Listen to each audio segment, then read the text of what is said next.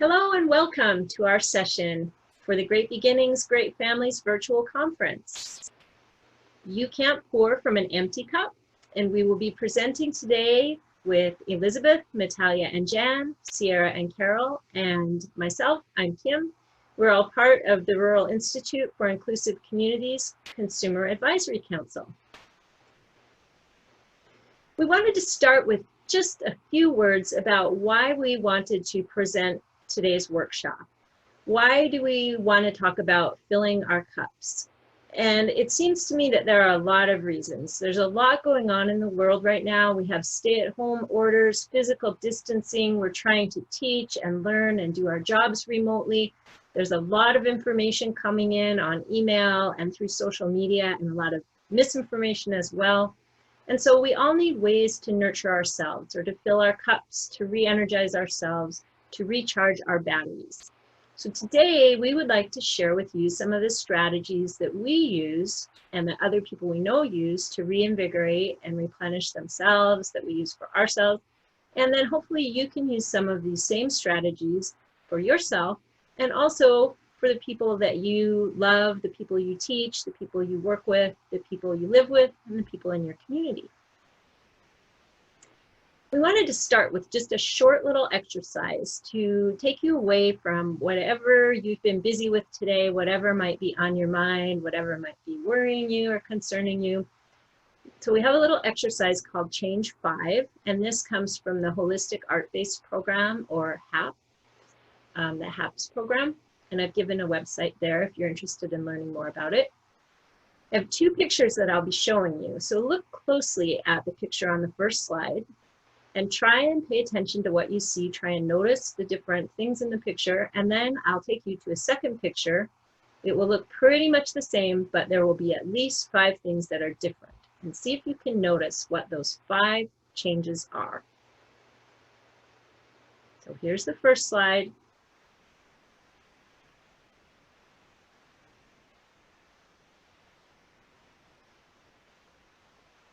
Really see if you can notice when I move to the next picture, what has changed?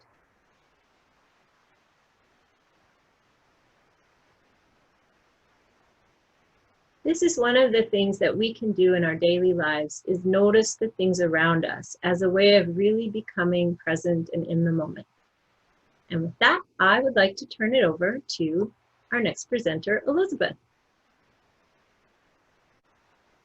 My name is Elizabeth, and I'm very happy to be joining you and this group today from Kalispell. First, I had some questions that you might consider in caregiving that I've considered myself. And just a little background about me, I'm someone who came to the idea of self-care not really thinking I needed much of it. I was, I guess, brought up with a hard work ethic, like I know many of us have, but thought it was something that you needed only if you were really in a bad spot. So when I was first asked these questions myself, I was surprised that I answered yes to a number of them. I did often feel overwhelmed. I did have trouble sleeping enough. I did sometimes have negative emotions. And this sort of opened my eyes to the fact that maybe self-care was something that I needed to be more aware of in my own life. And so I've worked on that. And there are some reasons that we might want to all draw our attention to it. Research shows that there are physical and emotional demands of caregiving. When I looked at this research, actually the word was their burdens of caregiving. And one of the strategies I'll talk about later was to rephrase some of that language. So I've rewritten that as a demand, but caregivers do express more stress and emotional and physical strain in a variety of ways. When I looked at this some time ago, what resonated with me was the last point, that over half of caregivers report challenges going to the doctor. I have a son with a disability, but I have 2 children with medical conditions. So medical awareness and caregiving is a part of my life. It's always been a part of my life. But sometimes I've really had to push myself to find time to get to the doctor myself. In fact, I'm doing that right now because we're trying to get all of our appointments in before we go back to school. And I'm struggling to find my own time, but I'm aware of this now. This type of acknowledgement helped me kind of expand my own concept of self-care and taking care of myself physically as well as emotionally. And so if you felt that way, if you've experienced some of that emotional or physical strain, stress, or feelings of being overwhelmed, you're not alone. I'm right there with you. My name's Elizabeth. This is my son, Charlie. Charlie has a developmental disability, and he has been a joy in my life and led me on this process of discovery. He is 13, and that's where we are in our own stage of life. It's grown, and I know it'll continue to grow. I'm also a special education teacher, so hope to share some thoughts about the times that we're going through in education right now and the importance of taking care of ourselves in education. So that's Charlie. Self-care is different for everyone, and these ideas here are actually the first thing caregivers say they use in self-care. I didn't include here. We'll talk about that at the end, but they're ranked in order. And that means the second most thing people talk about is finding time to exercise, physical health. And I included a picture of a beautiful hike in Montana. We're right here at the base of Glacier Park. And so that's been something that's, when I can find the time to do it, very rejuvenating for me. Social support for me has looked always like trying to find other parents who understood our life and all that has come with it. And so we've actively been involved in social support groups for individuals with special needs and their families in many ways over the years. It's changed over the years. I know it'll continue to change. For me also, though, it means balance. Sometimes I want to be learning and taking from friends who aren't on the same journey I am too. So for me, that's been important. Developing hobbies for me has looked like choir. I've loved singing and art and music as a release, a form of processing and creating joy. And I haven't too much found that small luxuries and media are part of my self-care, but obviously they are for others if they're on the list. Seeking information, building understanding about the needs of my son and other families has been important for me. But I found that I have to plan for it. And I was fortunate because I worked with someone early in my journey in caregiving who helped encourage me to journal and to help me understand what did self-care mean to me, knowing that it means something different for everyone. And I liked the visual on the left here because I'm a visual person, I guess. I relate well to this, but for me, self-care also, it just means balance, trying to strive for balance. And what I liked about this image is it presents care for your body, care for your spirit, care for your mind, engagement in your community. And for me, I wanted to try to have balance in all of those things. Even if I can't achieve them at all time, that was something that I wanted to develop with intention. And I also really liked the prompt at the bottom, who can support you in this particular need? For me, self-care has only been able to be achieved at all by asking for help. And that's been something that I've had to learn how to do. It's been part of my own self-care journey. I'm not always that good at it still. So I'm working to continue to grow in that, but have learned that that's a foundational skill in self-care for me. So these plans have been helpful. I still find with the demands on my time that I have to be even more intentional. I have to schedule it into my calendar and into my Google Calendar. And even if the day doesn't develop as planned and the calendar doesn't get followed, if I try to do it and make the time for it in my day, then I'm more likely to be successful than otherwise. Still, there are a lot of barriers to achieving self-care in my life. Just to share a little bit, I am a single parent. I'm a full-time single parent, work full-time, and we don't have help really in the home outside of my family, who is very helpful. So I want to be very realistic that there are a lot of natural barriers. And sometimes that's led to frustration. And for me, that's what I fall back on in those times is really mindset. It's something that I'm trying to get better at, but I am working to develop a growth mindset about self-care. And by that, I mean trying to approach those barriers and approach those challenges in a way that's more likely to lead to a positive outcome. Let me show you what I mean. We talk about growth mindset in schools, in working with our students as a way to approach a challenge. And so growth mindset is a way of trying to learn from our failures, learn from our experiences and challenges, and view obstacles as problems that we can play around with and try to figure out how to solve. Also in this method is trying to learn from others and trying to get inspiration from others.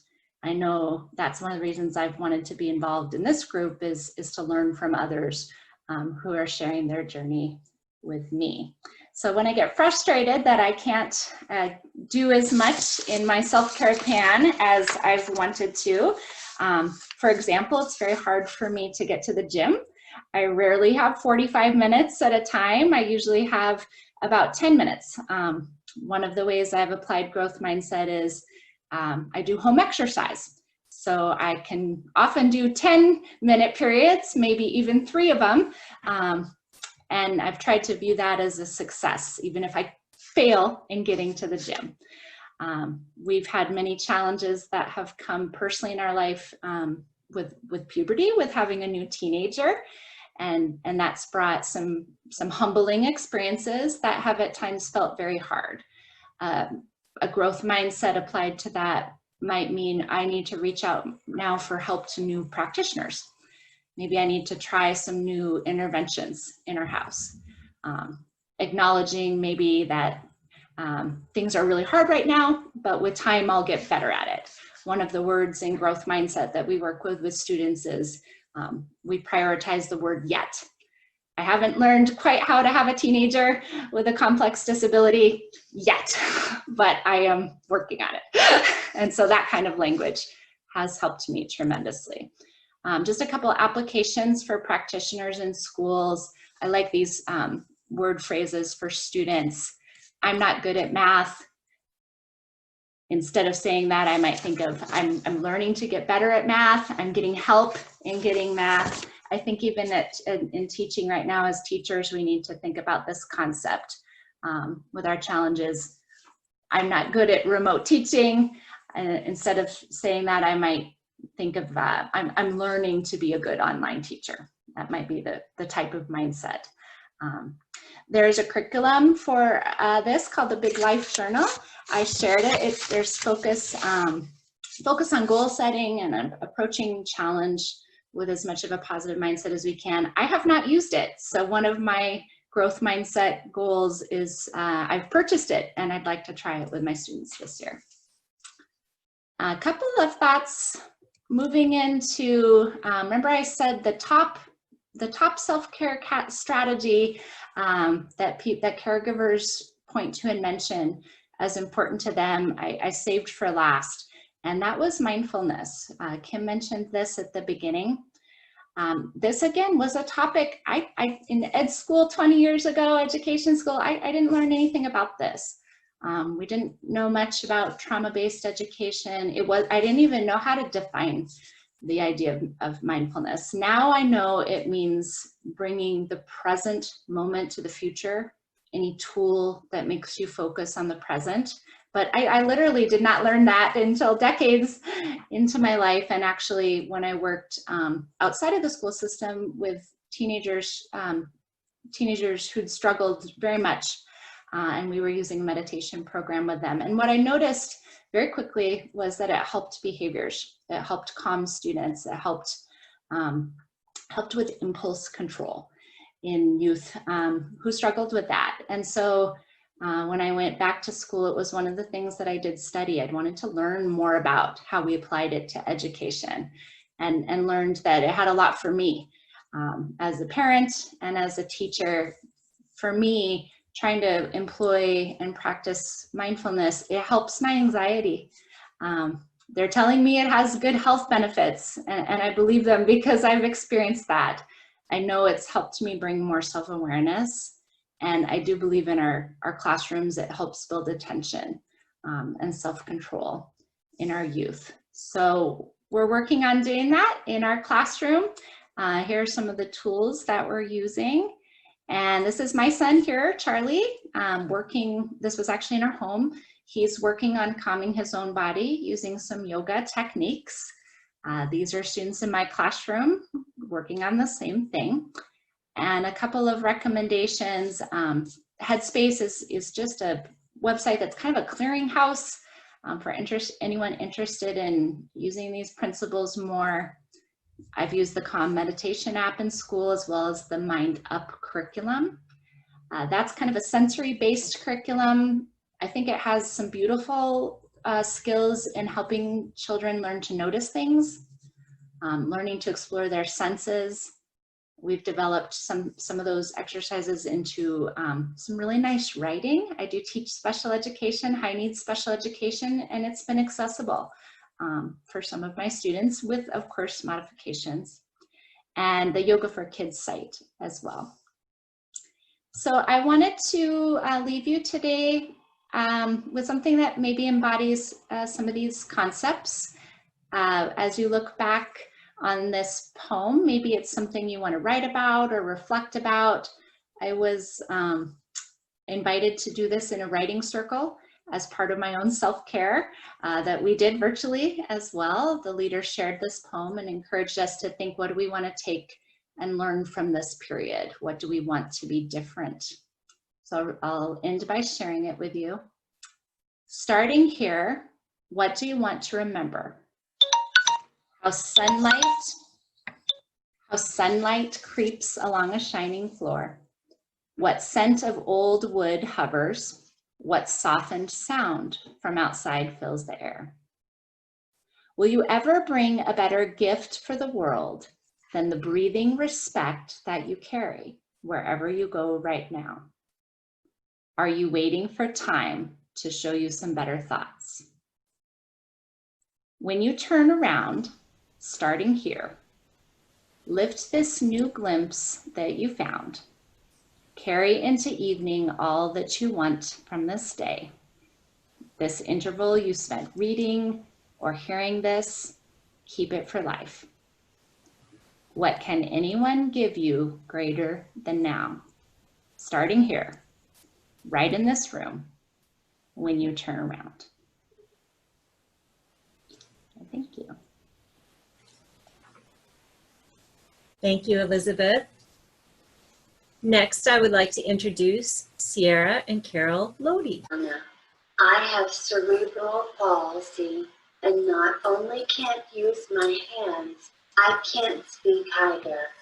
But I have this great communication system that I use with a keyboard that I can spell by using my eyes, and it turns what I write into audible speech. It is truly a godsend. I have a very creative mind, but since I can't do creative projects physically, I have come up with a system to use coloring books and colored pencils to express myself, make gifts for others, decorate, and de-stress. I choose the color to go in the design, and a friend or a caregiver, and sometimes my mom, fills the space in. I believe that one of God's greatest gifts is the gift of color. There are thousands of fantastic coloring books available these days with different themes to appeal to adults. I have several, but I especially like two of them. One is a book of angels, and the other is called All Things Bright and Beautiful, adapted from a children's hymn. All things bright and beautiful, all creatures great and small, all things wise and wonderful, the Lord God made them all. I am now known among my friends as a color artist. I hope you enjoy watching how I fulfill my creative skills at the same time as I de-stress, keep anxiety at bay, give gifts that I have personally created, and all the while having fun, and of course, staying safely at home.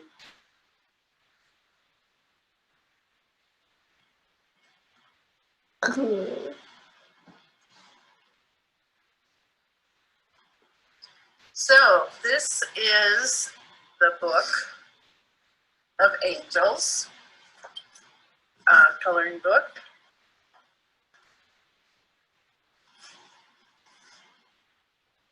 And to give you an idea,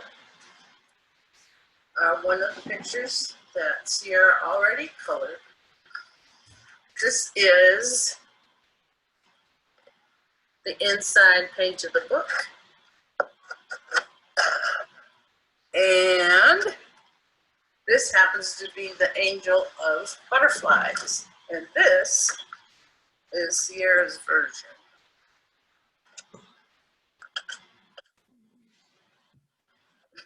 I don't know if you can see it, but there are places on here she chose to use glitter, which really sets it out. This page you're looking at now is one that she took out of the book and framed. There have been, in the angel book, there's themes like she had puppies. The angel had puppies all over, and Sierra colored that one and gave it to her friend who has dogs.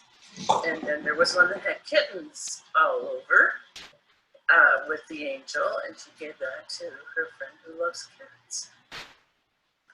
These are some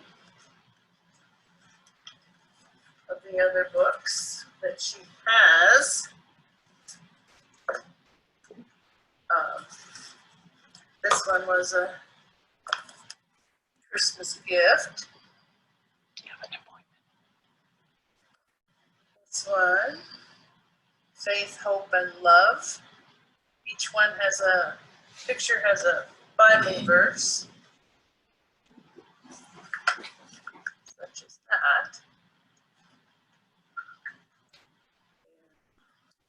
that. I hope you can see how intricate the spaces are, but Sierra picks the color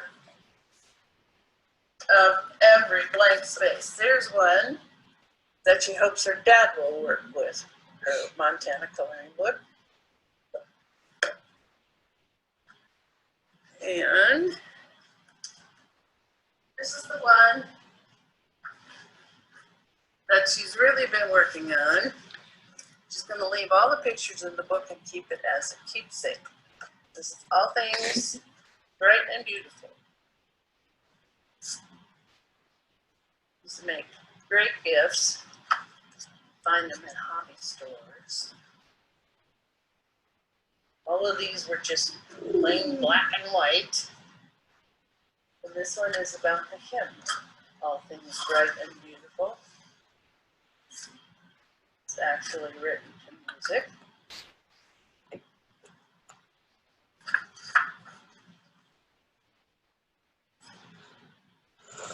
That's one of my favorites.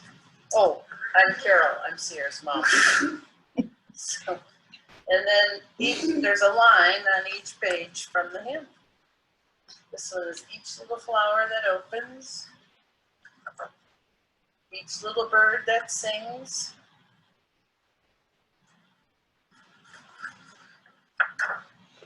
He made their glowing colors.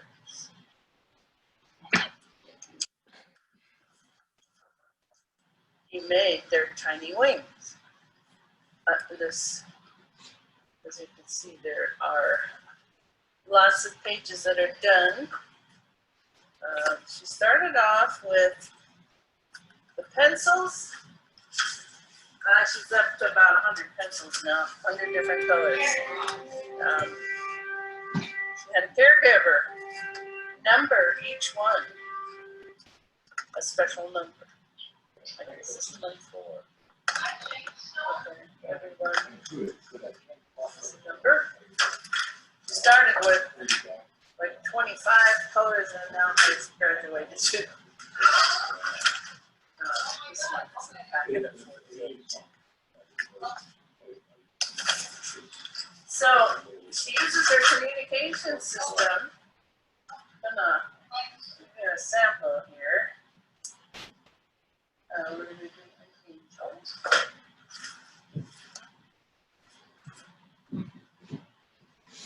And she's going to do the Dreamcatcher angel. So we're going to show you how she does this with the assistance of someone who can actually use their hands, but she picks every color in every space. So you want to start with the dress? Yes? Okay. What color would you like her dress to be? Be a number or a color name?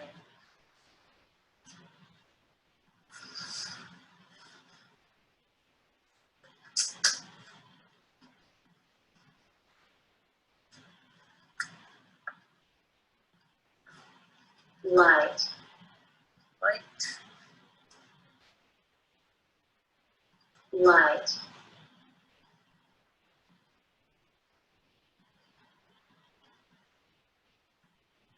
Brown. Light brown. Her dress? Light brown. What number is light brown? Light brown is 1, 2, 4, 5, 6. Number 6.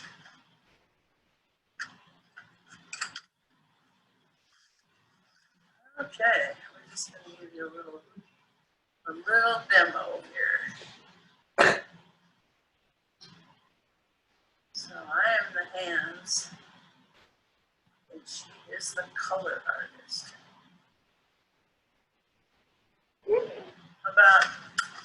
About picking a feather color. About the end of this one. And Carol. And next I'd like to introduce Jan and Natalia Strutoff.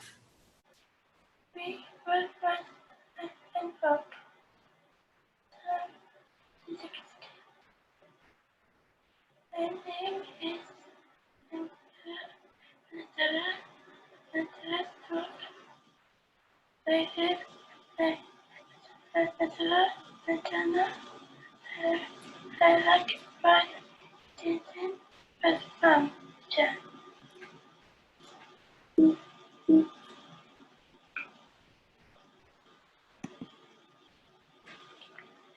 COVID-19.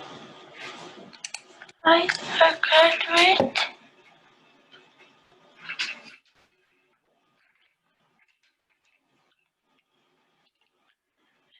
I from high school in 2013. My third life was busy and well. Was anticipated when everything was cancelled. No shops, no ink, victory group, no writing center, no cola with assessment. No dance with core. No core and no quiet with making. No bedtime with friends.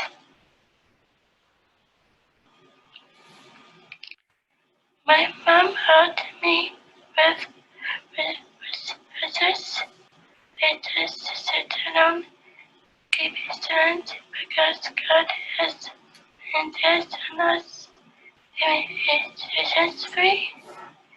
The lands are running to me in places some existing. I will bless you and show blessing. This is 12.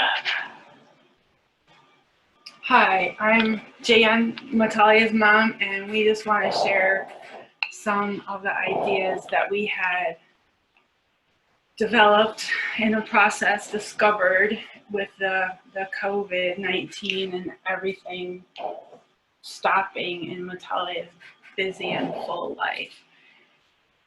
I don't want to give the impression that we have it all together, but this is kind of what helped us and what we've actually discovered as we've reflected on the time that started for us in about March. So we've learned to grieve. We're just going to summarize. We've learned to grieve, and we've learned to be grateful, and then we've learned to reach out and be generous with other people. But it took us a long time. I think the grieving was very big, and it took us a long time to figure out, oh, what do we have to be grateful for? And then start thinking about how can we reach out. So we just want to share some of the things that we've learned along the way, and maybe they will be a help to you. I talk about my feelings. My shadow helps me remember that it's okay to be sad and feel disappointed. Yeah, it's okay to feel disappointed. So this is an example of one of Natalia's days. She likes to know what her schedule is going to look like, so I've got these sheets. We type them up every week as we prepare for the week. So this is a Monday. I started right away by just putting, this is a COVID Monday. And when I did that, I wanted to grieve, but I also wanted to have hope that this was not going to last forever. So in the COVID Monday, I kept speech therapy. I just put no speech therapy, and then no ULA and no New Visions dance with Cora. Again, to grieve, to be sad, we miss Cora, we miss speech, but also to give the hope that yes, we hope it will come back in Natalia's life. And we've just kept going. It's much longer than we ever imagined that this would last. But I think it's been helpful for Natalia. So new things are added, but we have kept the old things so that we have opportunity to be sad, but also opportunity to feel hope. I drive my feelings. When everything's hard, I draw a picture. I source really to get in peace. So we started a little booklet about COVID, and we took some time to draw together about things that we were doing. And we have taken a lot of hikes. This is sort of a picture of our hike. We ride the tandem to the trailhead. And this particular day, Natalia had really sore feet. And I wanted her to think about the feeling. So I used a template from a book, and I have it in the resources, from Liana Lowenstein, Creative Interventions for At-Risk Children. And it just has a sheet of different feelings that you can cut out.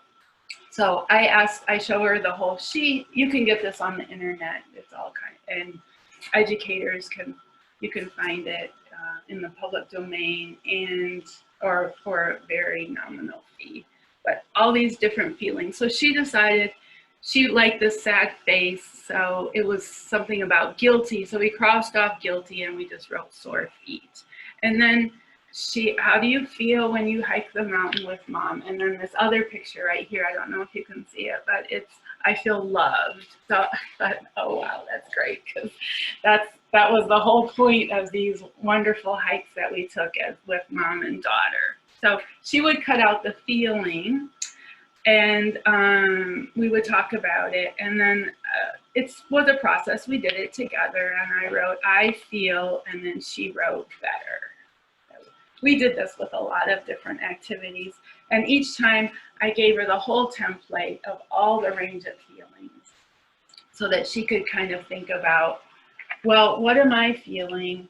Natalia likes to work towards happy, but I wanted her to feel comfortable to talk about things that are hard.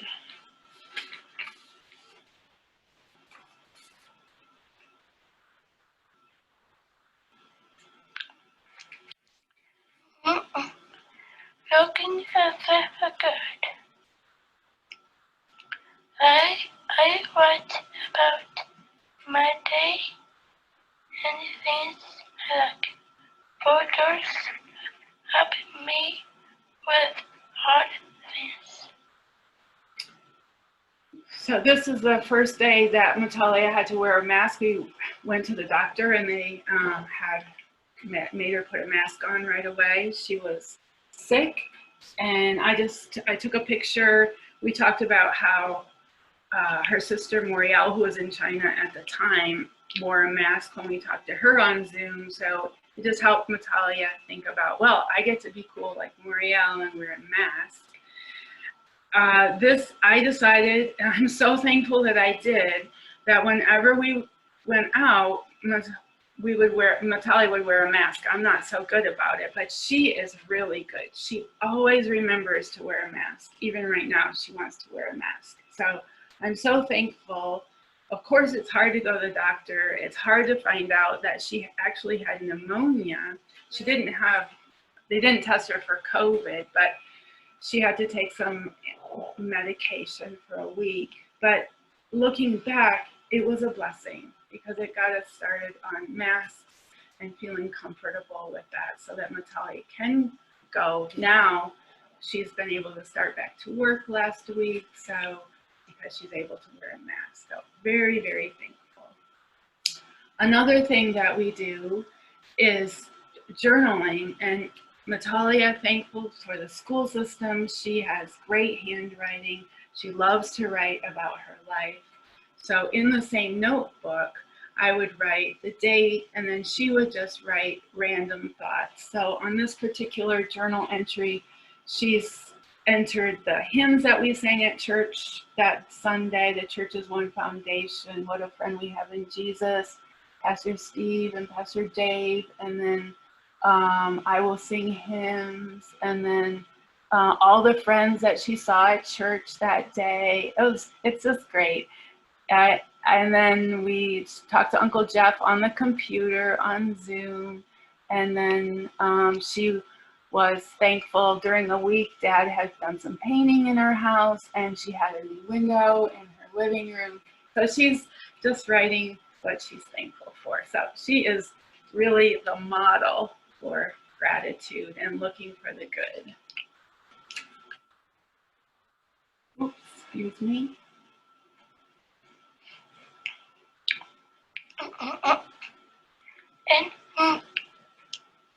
In giving responses, him beauty body, microphone for talking, how to puzzle with Cassie.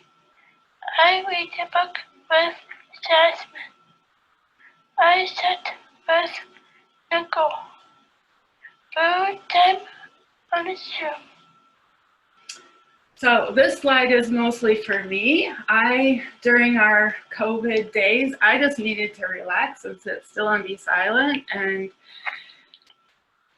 just connections started happening, and I'm just so thankful.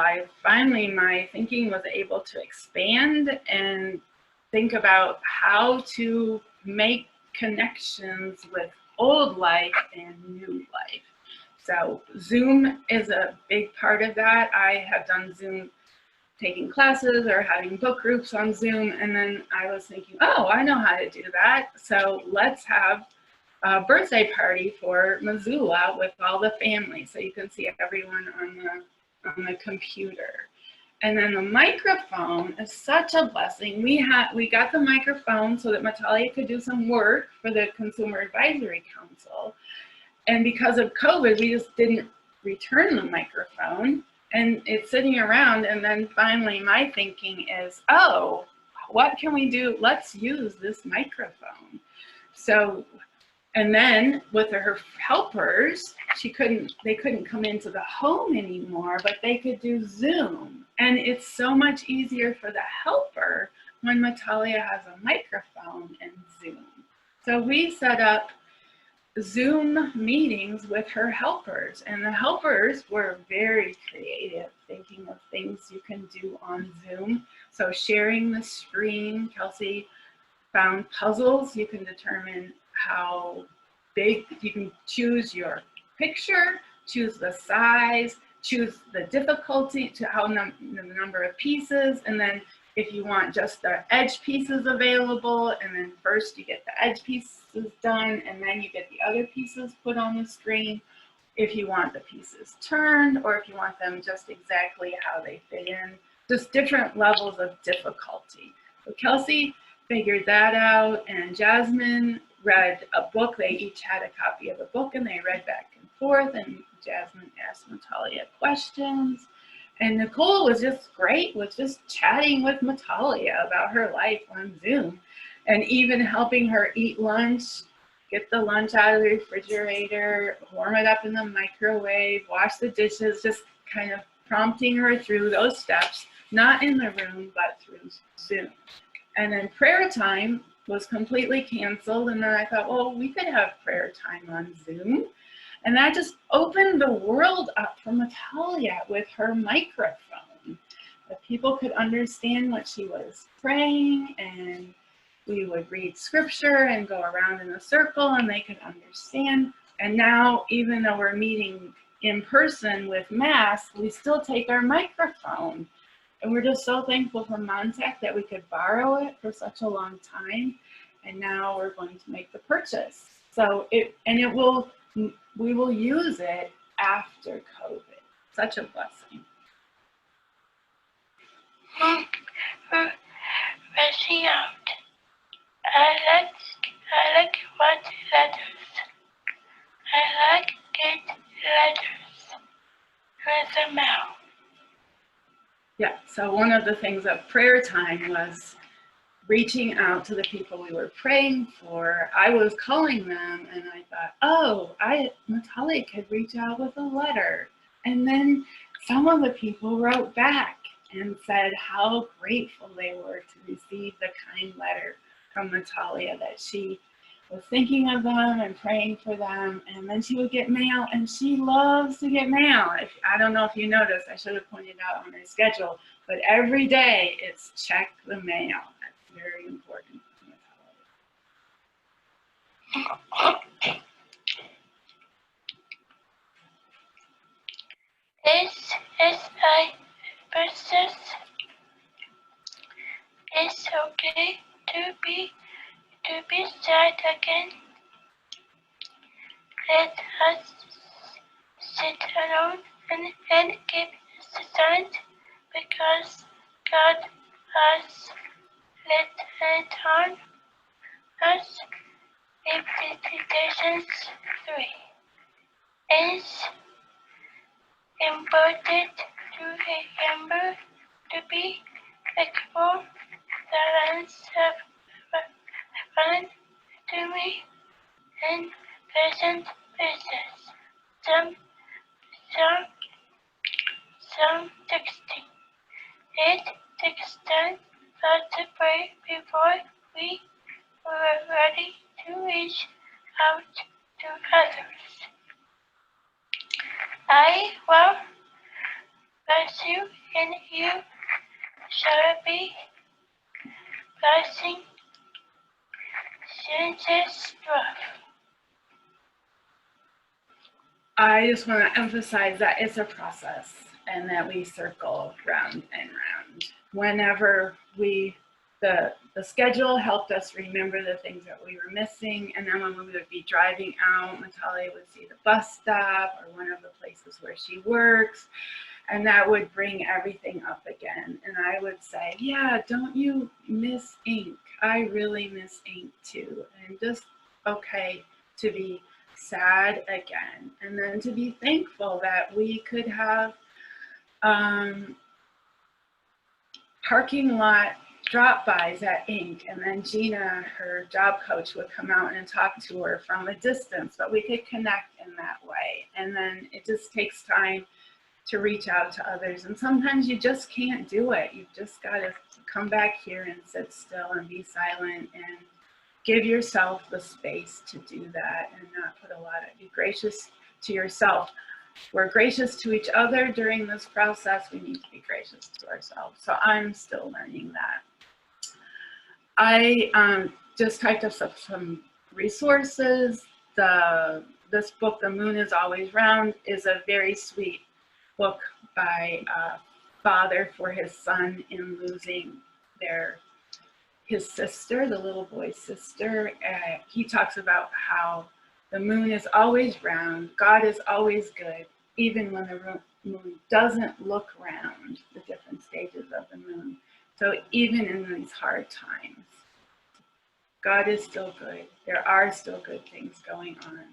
And then the prayer book is a very nice chapter by chapter, different things about prayer. And then Sammy and the Shepherd is a very sweet meditation on Psalm 23 and thinking about going through the valley of the shadow of death. Many people are going through the valley of the shadow of death through loved ones, but even loss, a loss of job or loss of friends is a sorrow, and it was helpful.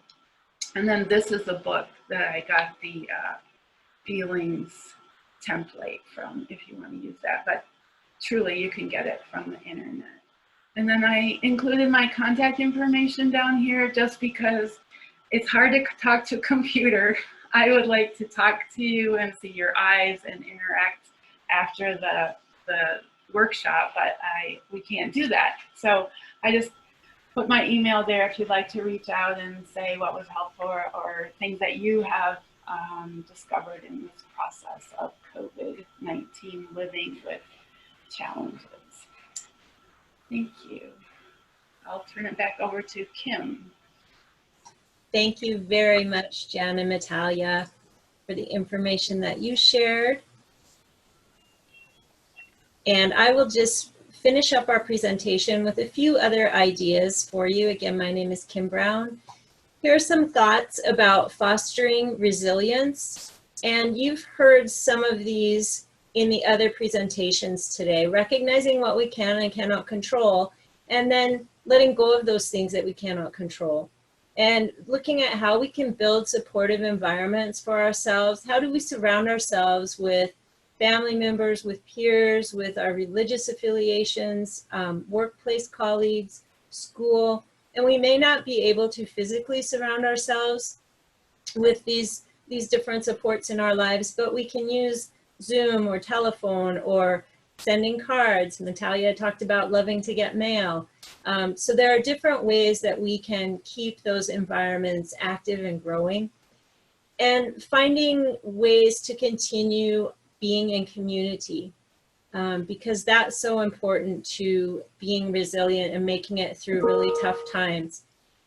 Shifting our roles and our goals, and this is part of acceptance, just recognizing that the year 2020 looks a lot different than the year 2019, and that's just something to accept. And how can we look for the blessings and the gratitudes and allow ourselves space to be sad as well. Much of what you will read out there about filling your own cup, self-care, will talk about the need to create a predictable routine, because As humans, we tend to do better if we have some kind of organization and structure. At the same time, not being mean to ourselves if we don't follow the routine all the time, because sometimes it just can't happen. And then participating in group activities and helping other people can also really help to nourish ourselves. Elizabeth talked about balance in life, and this is just another visual way of looking at that.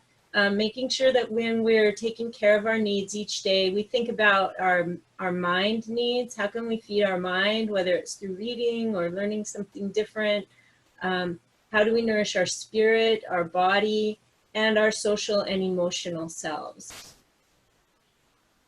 Mix and match the different strategies that you use. So even though routines are helpful, it's also helpful to be flexible.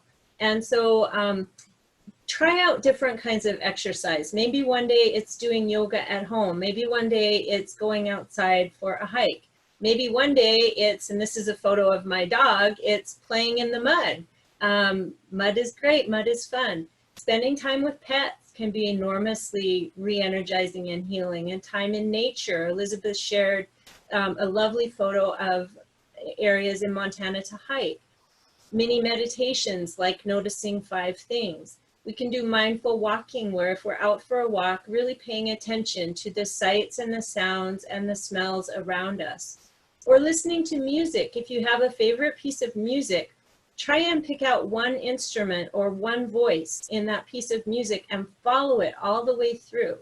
And if you lose the instrument or the voice that you're trying to follow, that's okay. Pick it up again when you can. Beading is a really meditative way for some people to be present and in the moment. And what about play? Play, I think, is so important. Go outside and blow bubbles. Get some silly putty and play with it. Jump in a mud puddle. Put on a puppet show. As adults especially, we often move away from the idea of play, and yet it can be such a great way to fill our cups. So get out there and play. Create something, and I don't mean a masterpiece. I've seen a lot of videos of people who are making these amazing meals, or they're quilting these fabulous quilts, and that can just add pressure. By creating something, I mean, grab a piece of paper and just start doodling, and then color in the doodles. Create beautiful color art like Sierra showed us. There are so many ways that we can create something without putting a lot of pressure on ourselves to have it be a masterpiece or have us be perfect. Water can be a great way to fill our cup in several different ways. This is a picture of a lake that I used to love to swim in, and when I jumped into the water, I could just feel the whole day washing away. Sierra shared with me how she loves to watch moving water, like rivers or waterfalls, and how that really is a way for her to re-energize herself. So think about ways that water or nature might help you to fill your cup. Here are a few ideas from the Holistic Art-Based program, and again, I've shared the website with you. If you're interested in learning more, there are lots and lots of ideas that these folks will share. Things like painting on a line, where if you have other people in your bubble, you can string a line, a clothesline, or a piece of rope across a room or outside, and then attach blank pieces of paper on the string with clothespins, and then everyone tries to paint their piece of paper at the same time. The papers all jump around, and it makes it really hard to be a perfectionist, because it's hard to paint when your paper's moving. So it's a way that you can play and maybe let go of some of that need to create a masterpiece. There are different ways that you can practice with breath to be more mindful and to do mini meditations. You can take 5, where you're breathing in and out, following your fingers. Or you can do figure 8 breathing, where you imagine that your breaths are traveling a figure 8 pattern or the infinity symbol. You can do a doodle draw, where you draw for 1 minute without lifting your pen or your pencil or your crayon, and then try to turn the doodle into a picture. And I'll share with you that my grandson and I actually did that one over the weekend, because he experiences a fair bit of anxiety and has a really hard time actually even starting a drawing. So we did some doodle drawing and came up with fantastic and fun pictures that we made into a book for him. I'd like to close out today with just some other resources to share with you, and hopefully the conference presenters will make these available to you as a handout after the conference so that you can take these home and look at them when you have time. But there are some resources here that are directly related to COVID-19 and dealing with the anxiety around that. There are resources about mindfulness, working with youth in the community. There's a video, sorry, not a video, there's some information from Sesame Street about caring for each other. We have some information about virtual fitness events that you can do from home. There are lots of distance runs and distance bicycle rides that are happening online if you take a look for those. And just some more information on putting on your own oxygen mask first, ways to support families and students. So again, these resources will be available to you. We do encourage you to take a look. And we thank you so much for your time and attention today. We wish you all the very best as you find ways to fill your cup. Have a great day.